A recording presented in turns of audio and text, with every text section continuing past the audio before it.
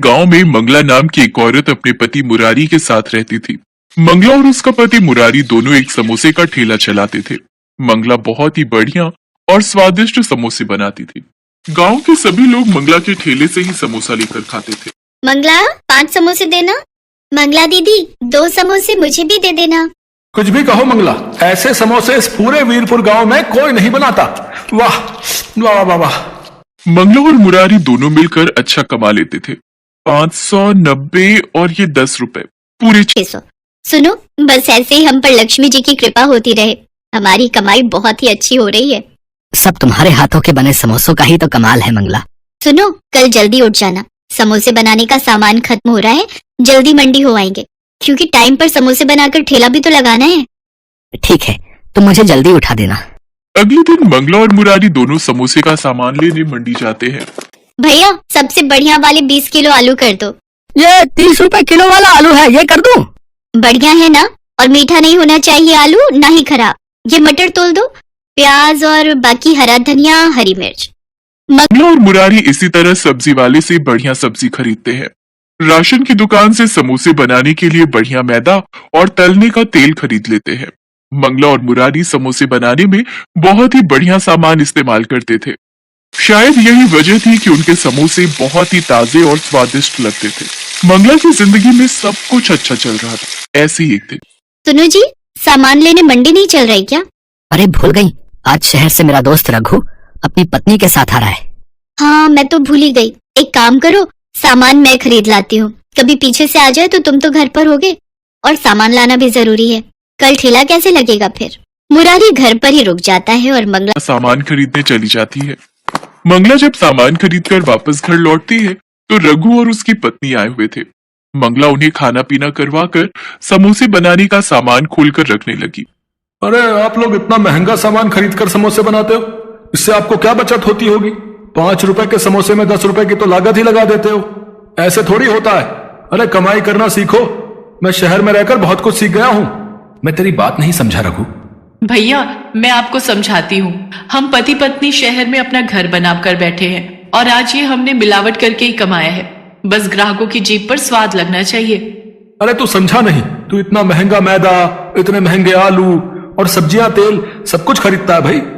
पर मैं भी ऐसे ही समोसे और पकोड़े का ठेला लगाता था, पर कोई कमाई नहीं होती थी।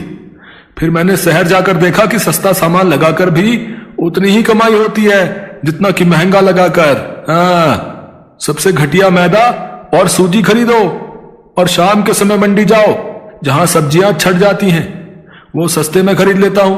अब कोई खराब थोड़ी होता है सामान, बस थोड़ा पुराना ही तो होता है। ग्राहक कौन सा देख कर आया है? कितनी दुकानों पर सामान खरीद कर खाते हैं, अपने ऊपर कोई बात थोड़ी आती है। मंगला रघु और उसकी पत्नी की सारी बातें सुन रही थी। पर ये तो गलत है ना रघु, हम ग्राहकों को बढ़िया खाना खिलाने की जगह घटिया चीज खिलाएंगे तो उनकी सेहत पर भी तो असर होगा। अरे कुछ नहीं पता चलता जी, कहीं लिखा थोड़ी है कि तेरे ठेले के समोसे खाकर ही ग्राहक बीमार हुआ है? अगर अपना पक्का घर बनवाना है तो थोड़ी बहुत तो धोखाधड़ी करनी ही पड़ेगी भाई, वरना ऐसे काम नहीं चलेगा मंगला भाभी। हाँ, ये ठीक कह रहे हैं मंगला भाभी। आगे बाल बच्चे होंगे तो खर्चा भी तो चाहिए। अभी से ये सब शुरू कर दो, वरना बाद में बहुत पछताओगे। कब तक रोजाना की कमा कर खाते रहोगे? कुछ तो जोड़ोगे ही ना। रघु और उसकी पत्नी की बात मंगला के दिमाग में घर कर गई। मंगला को कम लागत में ज्यादा पैसे कमाने का लालच आ गया। कुछ दिन बाद मंगला और मुरारी जब समोसे बनाने का सामान लेने मंडी गए। क्या हुआ मंगला दीदी, आज सब्जियां नहीं खरीदनी? अभी नहीं भैया, थोड़ी देर में आती हूँ। सुनो, यहाँ आगे वाली गली में जो दुकान है वो सस्ती सब्जी देता है, उसके पास चलते हैं। मंगला ये कैसी बातें कर रही हो? तुम रघु और उसकी पत्नी की बात मानकर सचमुच घटिया सामान खरीदने वाली हो? हाँ, तो इसमें बुराई क्या है? कब तक ऐसे टूटे फूटे पुराने घर में रहते रहेंगे? हमें भी तो शौक है नए और पक्के घर में रहने का, ढेरों पैसे कमाने का। अच्छा हुआ रघु भैया की बात मुझे समझ में आ गई, वरना मैं तो रोजाना ही लूटने वाला काम कर रही थी। मंगला, मुझे लगता है ये हम ठीक नहीं कर रहे। कहीं ऐसा ना हो इस लालच का नतीजा बुरा निकले। अभी तुम चुप रहो, मुझे सामान खरीदने दो। गया भैया, वो सस्ता वाला मैदा कौन सा है वो दिखाना जरा, सबसे सस्ता वाला दिखाना। हाँ, तेल कौन सा है खुला जो सस्ता मिल जाए? मैं समझ गया तुम कौन से तेल और मैदे की बात कर रही हो। अभी रुको, मैं अंदर से लेकर आया है। दुकानदार अंदर गोदाम में से कुछ मैदे और आटे के कट्टे साथ में तेल की बोतलें लेकर आता है। भैया इस मैदे में तो घुन लग गई है। अब सस्ती चीज लोगे तो थोड़ी बहुत खराब तो मिलेगी भैया। अरे कहाँ घुन लगी हुई है, अभी घर जाकर इसे अच्छे से छान लूंगी, सारे कीड़े खत्म हो जाएंगे। मंगला के मन में तो लालच आ चुका था। अब उसे ज्यादा से ज्यादा पैसे कमाने थे, इसलिए उसने मुरारी की बात को हल्के में ले लिया।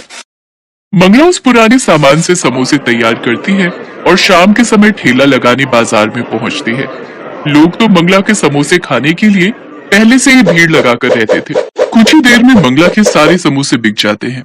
मंगला बहुत खुश थी क्योंकि आज कम लागत में उसकी कमाई ज्यादा हुई थी। आज तो कल से भी दुगने पैसे बच गए। देखा, रघु भैया शहर में रहते हैं, उन्हें सारी जानकारी है। हम दोनों तो इतना महंगा सामान इस्तेमाल करके लुट रहे थे। अब देखना, मैं रोजाना ही दुगने पैसे कमाऊंगी। कल इससे भी सस्ता सामान खरीद कर लाऊंगी। मंगला सस्ता और घटिया सामान खरीदकर समोसे बनाने लगी। धीरे धीरे गांव के कुछ लोग बीमार पड़ने लगे। किसी को कुछ भी समझ में नहीं आ रहा था कि लोग बीमार क्यों पड़ रहे हैं। तभी एक दिन पुलिस उस दुकानदार को पकड़ लेती है जो गांव में खाने पीने की दुकान और ठेले वालों को खराब सामान बेचा करता था। हाँ भाई, कौन कौन से खाने पीने की चीज बनाने वाले दुकानदार हैं और ठेले वाले भी, जिन्हें तो ये पुराना सामान बेचता है, जिस कारण गांव के लोग बीमार पड़ने लगे हैं भाई। मैं सबके नाम बताता हूँ मालिक। दुकानदार घबराकर सबके नाम बता देता है और उन नामों में मंगला और मुरारी का नाम भी शामिल था।